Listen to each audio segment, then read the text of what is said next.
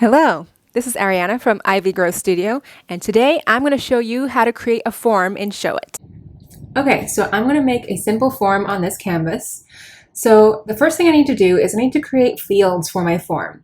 And you can do this by either just like making a line and have people write on it, or you can have the traditional like rectangles, even though you don't technically need them, but people are very familiar with that, so I like to use it. Unless I'm doing a design that, I really want to do something different. But either way, you want to create fields where people can input their information. So I'm going to create rectangular fields. So I'm going to go over here, I'm going to click rectangle, and you can, make these fields however you want. They can be whatever color you want, whatever size you want, wherever you want to put them. I'm going to have two and then a button. So I'm going to have first name, email, and then a submit button. So I'm going to keep mine really simple, but of course you can have as many as you want. I'm going to just make it white, and I'm going to copy that and paste another one right here and do the same thing here. I'm just going to have my button be the same size as my fields. So I just want to make sure they're aligned properly and how I want them. I'm going to have the submit button be a different color, maybe this color. Okay. And then once I have them where I want them, I am going to put in the text next. So this is the placeholder text. So I'm going to put some of my subheading text here because that's the style that I want my placeholder text in. And this will also be the style of the text that, they put in when they type into the field. So I'm just going to do this, and I'm going to stretch the text box so that it covers the whole field, because the size of the text box is the amount of space that you're giving them to write their answer, right? It's not like it stops them when they get to the end of the text box, but visually, this is the space that you see that you have to type. So I'm going to just do that. I'm going to make sure it's centered. Okay, and then I'm just going to do the same thing, copy and paste, and I'm going to bring the second one over here. And I'm going to do it again for my button text. And I'm just going to change the button text to a different color. Maybe I'll change these to a different color too.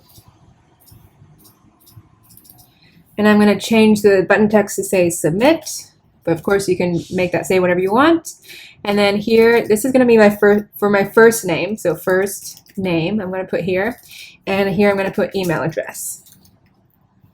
And because this is my placeholder text, this is going to disappear as soon as they write over it. Now, you don't have to do it like this where you have placeholder text that you can see inside the form. You can also do it where you have like the label above the rectangle and it just looks blank here. So like it would look something like this, maybe, if this were a different kind of form. And then you just have another blank text box in here, but you do need a text box in your fields because without a text box, they cannot input any text. So just keep that in mind. And now what we're going to do is we're going to create two canvas views in this canvas. So 1 and 2. And the reason for this is because how this works is the form will live in one view, and then when you hit the submit button, it's going to go to the next view in the canvas, and it's going to submit the form when it does that. So the form lives on one, and then the thank you message or whatever you want people to see once they submit the form will go in the next view. So I'm just going to select my form elements, and I'm going to drag them into the first view. And then in the second view, I'm just going to put in like a thank you message. I'm going to make it very simple just for this video.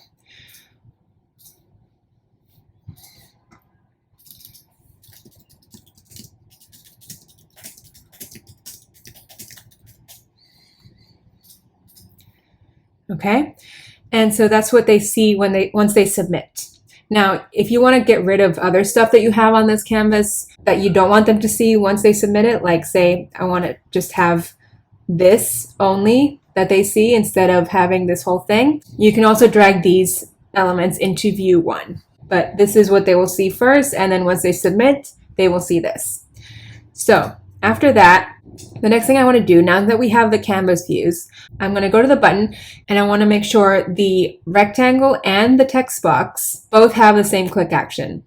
So if I select the text box first, I'm going to say link to canvas, this canvas, next, the next view, which is view 2. And I'm going to select this right here, which says submit contact form. And you can select whether you want it to scroll to that canvas or not when it does that. I'm going to say no. I'm going to do the same thing for the rectangle. Canvas, this canvas, view 2. Don't scroll to it, but submit the contact form. And then I'm going to my placeholder text, and I'm going to click on each one, and I'm going to go into text properties, and I'm going to select this that says enable input. And then here it's going to say, do you want this to be required? I'm going to say yes. And if you want this information in the subject of the email that Showit is going to send you when someone submits this form. So I'm going to say yes, I want their name in the subject. And I'm going to label this first name, because that's what it is. Okay, and you'll see it'll come up here as a label.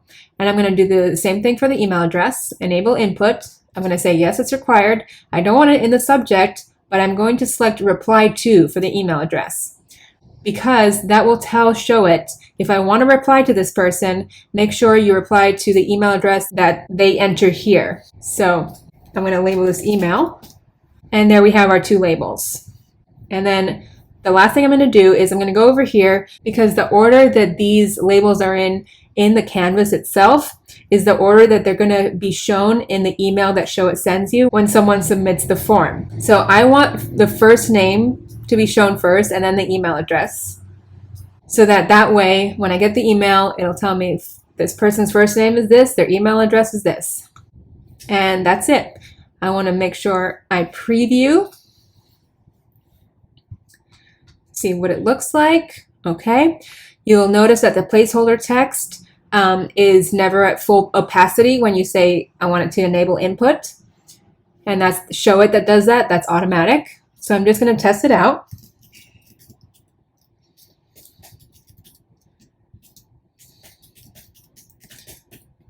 Okay, and I'm going to say submit. And I get the thank you message there. And then I'm going to see if I got the email. Okay, and this is the email that I received. So first name, then email, and then it'll always tell me where this form was submitted from, what page. Now I'm all set. My form is working properly. Now, like I said, you can always do different things and be creative here. You don't have to have a rectangle for the form. Whatever you want to do is fine, as long as you have text box that enable input and something, whatever it is, that they click that submits the form. So that's how easy it is to create a form in Showit. Hey there, thanks so much for watching. If this was helpful in any way, please let me know. I want to know what's helpful for you, what's not, so I can create videos that are really useful to you guys. So if you're struggling with anything or want to know anything in particular, just let me know and I'll be sure to make a video about it. Thanks so much for watching, and I'll see you in the next video.